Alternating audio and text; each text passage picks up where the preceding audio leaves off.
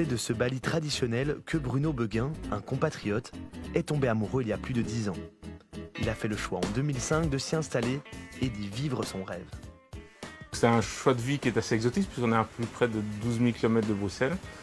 Et en fait, ça s'est passé en 2005. On était arrivé en voyage de noces l'année d'avant avec Lilka, mon épouse. On venait d'avoir un petit garçon qui s'appelait Mathis, il avait quelques mois. Et puis on est resté ici 3 semaines en voyage de noces et on est totalement tombé amoureux de l'île, des gens, des paysages, du style de vie aussi, puisqu'effectivement ça n'a plus rien à voir avec l'Europe.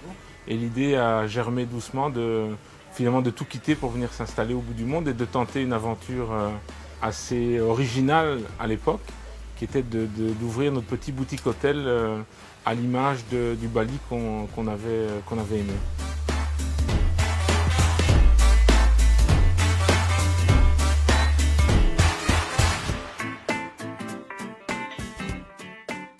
Alors la Villa Mathis, c'est un hôtel. C'est une propriété qui fait 1 hectare et qui est composée de 4 villas d'architectes. Chaque villa d'architecte fait à peu près 2500 à 3500 mètres carrés chacune. Elles sont accolées l'une à l'autre, il n'y a pas de mur, donc on passe à travers des petits jardins, des petits sentiers. On a 4 piscines, une par propriété.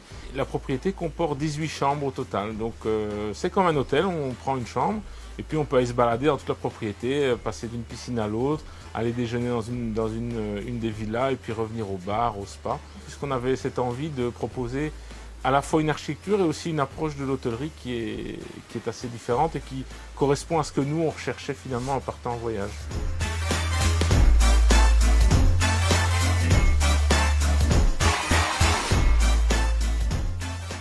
Toutes les chambres sont différentes, elles ont toute une décoration, même des éléments de couleur qui sont différents. L'idée c'était d'aller récupérer un peu partout en Indonésie les éléments décoratifs, puisque l'Indonésie est très riche et on a ramené effectivement de nos différents voyages pour aller meubler une chambre et puis une autre et puis un lobby et puis on change les endroits, les objets de place, on essaie de trouver un bon équilibre.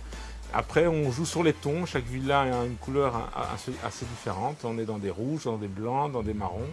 On a essayé de trouver quelque chose qui est tout à fait en harmonie, où quand l'hôte arrive, se sent effectivement un peu comme chez lui. C'est une histoire d'un couple qui est allé au bout de son rêve et qui est allé bien au-delà de ce qu'il pouvait espérer.